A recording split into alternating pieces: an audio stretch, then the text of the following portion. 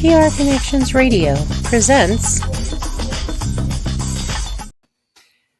Welcome to Vegas Hockey Hub here in the sports and entertainment capital of the world, Las Vegas, Nevada, on PRConnectionsRadio.com, the voice of new media. I'm your host, Ian Rachiele, and we have a fantastic show planned for everyone watching all around the world, as we are going to be doing our Vegas Golden Knights minor league report from November of 2023. And it has been a great time to be a hockey fan, and definitely to be a Vegas Golden Knights fan, but a certain aspect that kind of gets lost in the shuffle is minor league hockey. Now, I get it.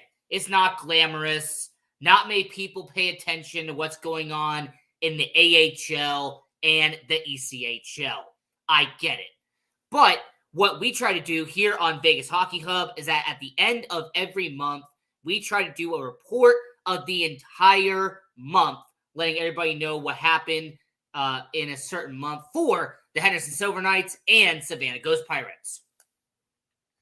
So we are going to start this off by doing the first half on Henderson, the second half on Savannah, and an honorable mention, and we'll do a couple of shout-outs real quick, to UNLV Rebels Hockey.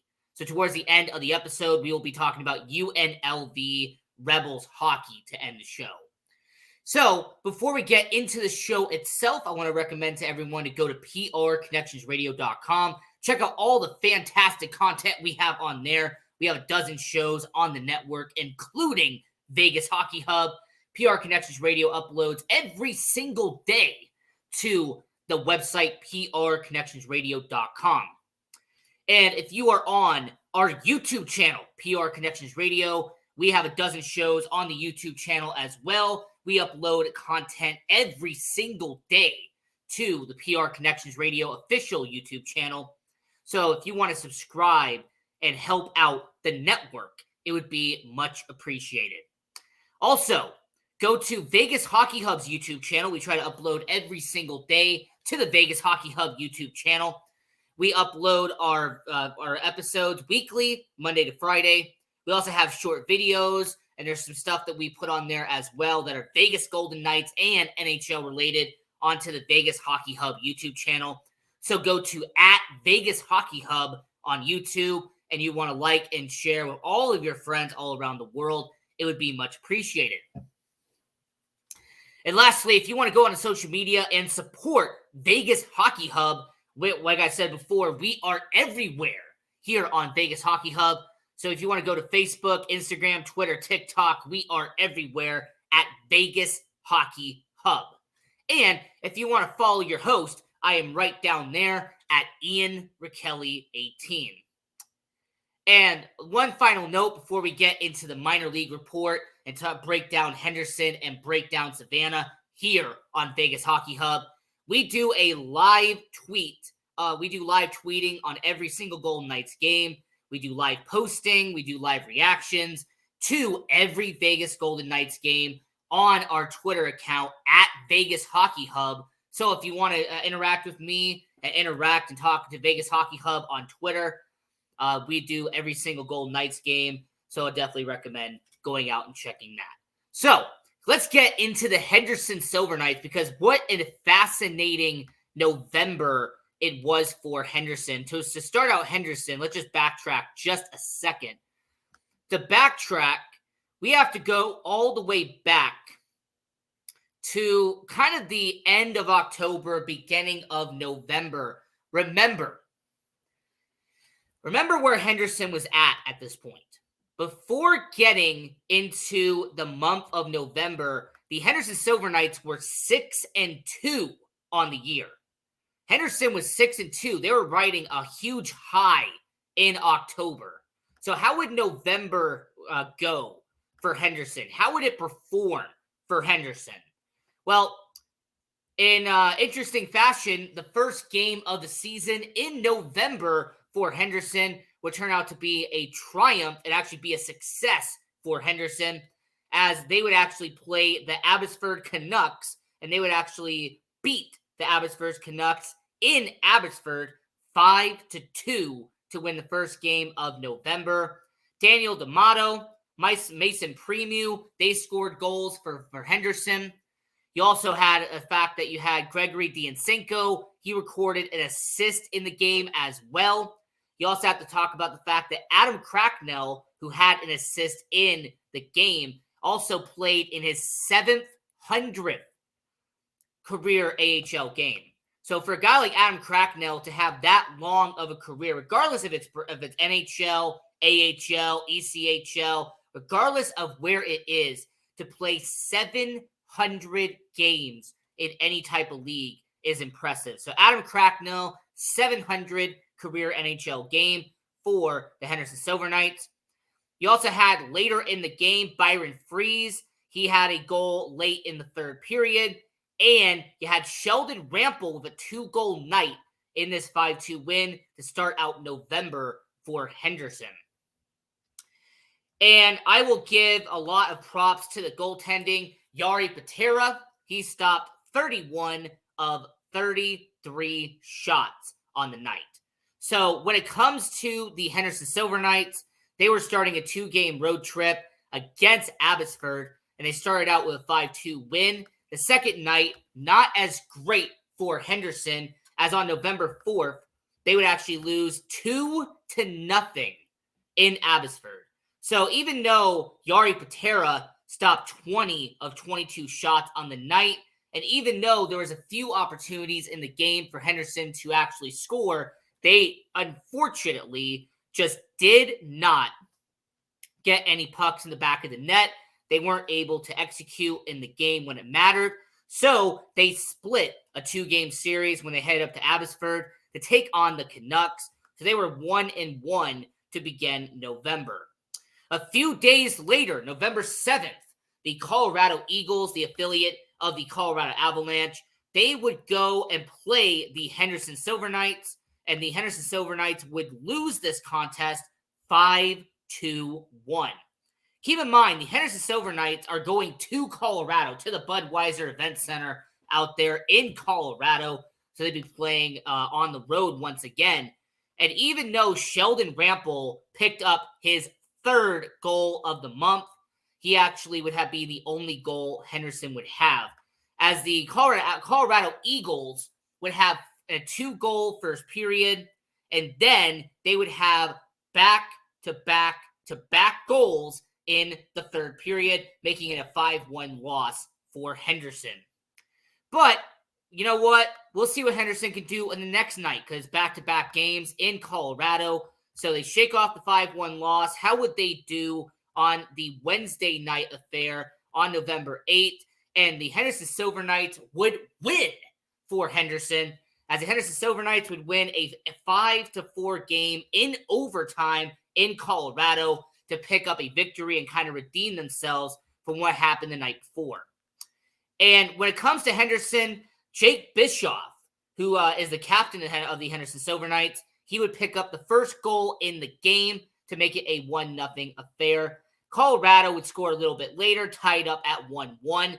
And that Adam Cracknell, the longtime Las Vegas AHLer, he would make it a 2-1 game, as Adam Cracknell would put the puck in the back of the net, get past the Colorado defense, and have a capitalized turnover into a goal for Henderson to make it a 2-1 game heading into second period. The Colorado Eagles would then take advantage, as they would have 2 goals in the second period, being up by 1 as they would head into the third period for Henderson. Early in the third period, Gregory Diansenko would have a goal in this game, tie it up in Colorado. And then you would have Mason Gearston would score a goal later in the third period, assisted by Mason Premu and Adam Cracknell, to make it a 4-3 game for Henderson. But even though that could have been the end of it, later in the game, Brad Hunt, and for anyone who's a Vegas Golden Knights fan, you might recognize the name, Brad Hunt, scored a goal for the Colorado Eagles to send it into overtime 4-4. Now, for anybody who doesn't pick up on it, Brad Hunt was a former Vegas Golden Knight. Brad Hunt spent the first 2 seasons of the Vegas Golden Knights expansion era here in Vegas. He was here in 2017, 2018, 2018, 2019. The Vegas Golden Knights would ship out Brad Hunt to Minnesota in the 2019 NHL trade deadline. And after going to a couple of teams, going up and down, being in the NHL, being in the AHL, he has now been a permanent spot in Colorado, being on the Colorado Eagles in the AHL. So yeah, former Vegas Golden Knight Brad Hunt would score a goal to send it into overtime, make it a 4-4 game. But this game would not be in the overtime for long, as Gregory Diansenko, the guy they acquired on waivers from Florida to begin the year, he would score his second goal of the game and his second game winner in overtime to make it a 5-4 game for Henderson. I will give a bunch of credit to Brendan Brisson, because Brendan Brisson had a 2-assist night in this game. Brendan Brisson, 2-point performance, both being 2 points. I give a lot of props to Brendan Brisson. He has done a really good job in Henderson. He's improving. He's getting better, as the Henderson Silver Knights have been doing so far. A few days later, they would actually announce that they were doing Military Appreciation Night, and that would be the upcoming series against Abbotsford.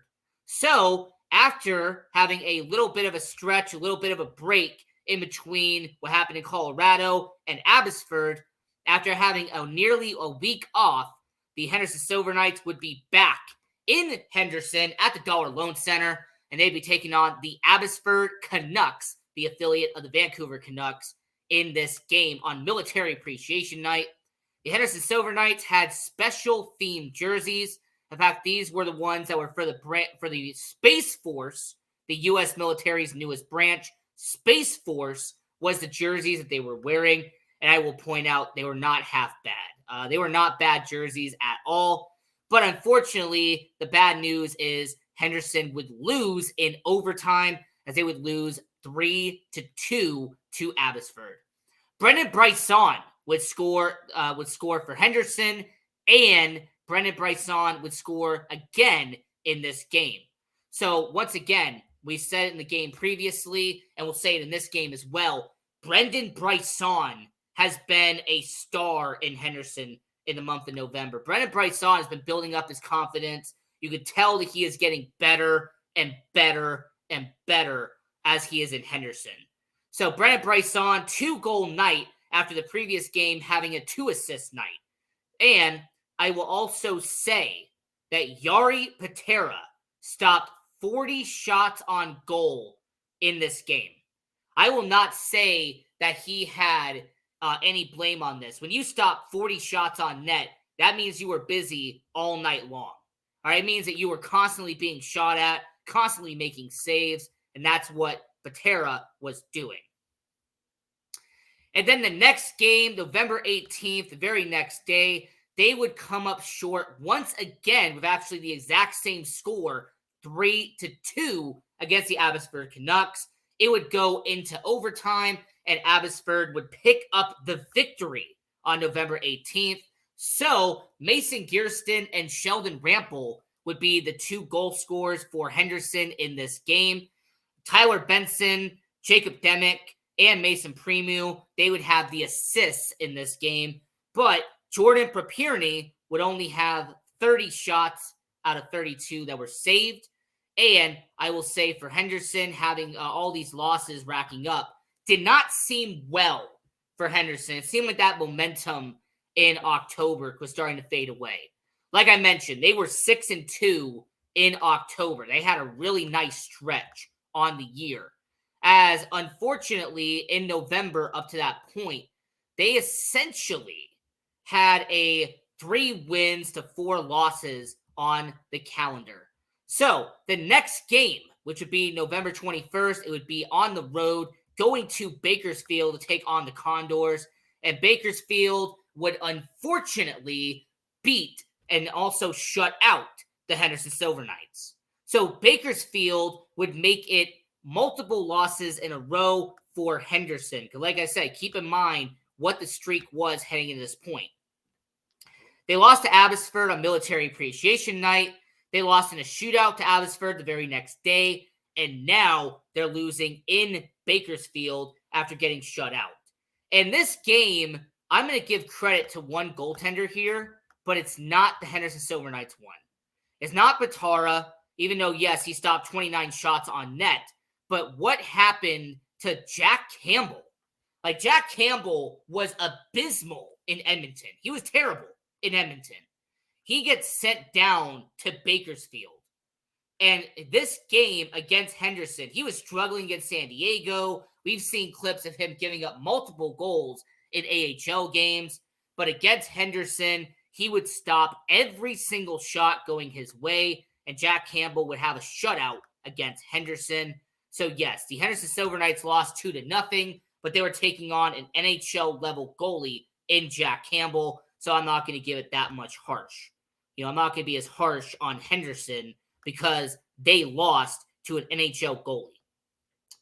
So after Henderson had 3 losses in a row, they were going to try to get back in the win column at the Dollar Loan Center as they would take on the Tucson Roadrunners in the first of a 2-game series in Henderson this past weekend. And this is what would happen to Henderson. On Friday night, they would be taking on the Tucson Roadrunners, and after a Brendan Bryson goal and then a Gregory Diancenko goal, they would be tied heading into the last period. It would be a 2-2 game for Henderson and for Tucson. And I will say that once again, Brendan Bryson, multiple goals in this month. Gregory Diancenko, clutch in November. I like it. I appreciate it. How Henderson has 2 guys who can score effectively. Unfortunately, the Tucson Roadrunners would break the Henderson Silver Knights as about halfway into the third period. The Tucson Roadrunners would get a puck past Yari Patara, and they would score and make it a 3-2 game, as the Henderson Silver Knights would lose 4 games in a row in November. So yeah, very bad stretch. 2 losses to Abbotsford, 1 loss to Bakersfield, and then 1 loss to Tucson. But if there is any silver lining, they snapped a 4-game losing streak. If there is any constellation, the Henderson Silver Knights would beat Tucson 3-2. The exact same score, just a different outcome, as Henderson would beat Tucson 3-2. Adam Cracknell, he would score within the first 5 minutes of the game, would make it a 1-0 game for Henderson. And then later in the second period, Giannis Roundberg, who's coming back from Vegas, being sent back down to the AHL, he would score for Henderson to make it 2-0 for Henderson. Lucas Cormier, their top prospect, he would actually get an assist alongside former first-round pick Brendan Bryson. Now, anybody on Twitter probably saw this, and it was a nice meme that was going around. Tucson's Hunter Drew received a game misconduct after having an incident with the Henderson Silver Knights, and Brendan Bryson lost his entire jersey. Okay? It's a meme on social media now. There's multiple photos of it. There's even a video of it. But yeah, Brendan Bryson, hair in his face, his jersey's pretty much all the way gone because of a scrum that happened with Tucson, with Hunter Drew within the second period. And yeah, that definitely was a fun situation. Kind of a funny photo now to look at. The fact that you have an NHL player essentially with no jersey on and all this hair in his face. So that was definitely a misconduct you have to mention in the game. And then lastly, in overtime, it would go to overtime. Vegas-born Gage Quinney would score his 100th goal in the AHL and would beat Tucson in overtime. Gregory Diancenko, Dyson Mayo with the assist. The goaltender in net for the night was Jordan Propierny, and he would save 30 of 32 shots on net. So the last game in November, I wish I could tell you that it would end in great fashion. I wish I could sit here and tell you that the Henderson Silver Knights would win the final game in November. Unfortunately, I cannot lie to you because the Henderson Silver Knights would take on Bakersfield at the Dollar Loan Center, and the Henderson Silver Knights would lose in overtime and would eventually win this game as Henderson would lose to Bakersfield and would 4-2-3. So once again, Bakersfield would win once again in November 4-2-3 at the Dollar Loan Center here in Henderson. So Adam Cracknell, he scored 1 goal. Jonas Raunberg, he scored 2, and Sheldon Rampel scored. So for the final game of November, Henderson would lose to Bakersfield. And if you're really recapping November for Henderson, it was a shaky month for Henderson. It was a very shaky November for your Henderson Silver Knights. Because you have to remember now, this was a team that in one single month, they actually fell, and I believe, and I'm going to make sure I get this right, and I am, this is a Henderson Silver Knights team that went 3-6 in November. So you go from being 6-2 to going 3-6. So overall, not a great situation for the Henderson Silver Knights. They've actually gone 4-7 in the last 11 games for Henderson. So this is a Henderson Silver Knights team that went a little bit backwards in November. Now, here is the trope. Here's the cliche that minor league hockey has. I'm not going to sit here and say it's right or wrong. The belief is that that the AHL itself, wins and losses in minor league hockey don't matter that much. I'm not saying it. I'm just using a cliche here. A belief is wins and losses do not matter in minor league hockey. What matters is development of young players. What matters is collecting stats as a veteran player.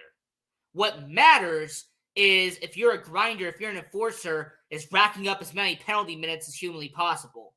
If you are a goal scorer, if you're a sniper, if you're somebody who's supposed to put the puck in the back of the net, your goal in AHL/ECHL is to rack up as many goals as humanly possible. If you're a two-way forward, maybe your goal is to show that you can be a two-way player and can earn a spot in the NHL. Like, that's been the stereotype. That's been a belief in minor league hockey. Is, yes, the Henderson Silver Knights right now on the season are 10-6-1 on the year. 10-6-1. Which is not bad, which is not terrible. I'm not going to sit here and say that it is the worst situation ever. But what I am going to point out and what I am going to address is the Henderson Silver Knights had a unfortunate November. What can go right for Henderson, though, is what is going to be happening in December.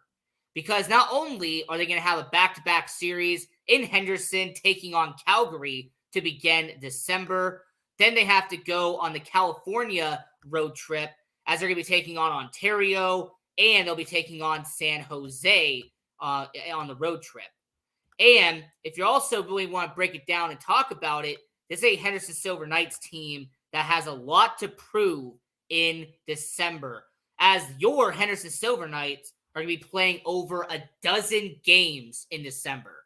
And those games are going to be against Ontario, Bakersfield, San Jose, Coachella Valley, which is the affiliate of Seattle. And you're also going to be going up against Calgary. So for a team like Henderson to go up against 5 different teams in December, it's going to be a journey. It's definitely going to be something that you have to pay attention to. And as a Henderson Silver Knights fan, as somebody who's breaking down Henderson, they have done pretty well as of late. Now, the statistics for your Henderson Silver Knights, the MVP of Henderson has been Gregory Diancenko. 8 goals and 11 assists for 19 points in 19 games. That's right. Gregory Diancenko has been averaging a point per game in Henderson. The fact that he hasn't been promoted at least once by Vegas is a little bit surprising considering injuries. But my only speculation is that they're not going to call him up unless it is a injury-riddled campaign. Similar to what they did with Gage Quinney, what they did with Byron Freese and Sheldon Rample last year. Unless there are injuries on top of injuries on top of injuries, don't expect Diancenko to get called up to Vegas anytime soon, despite averaging a point per game in Henderson.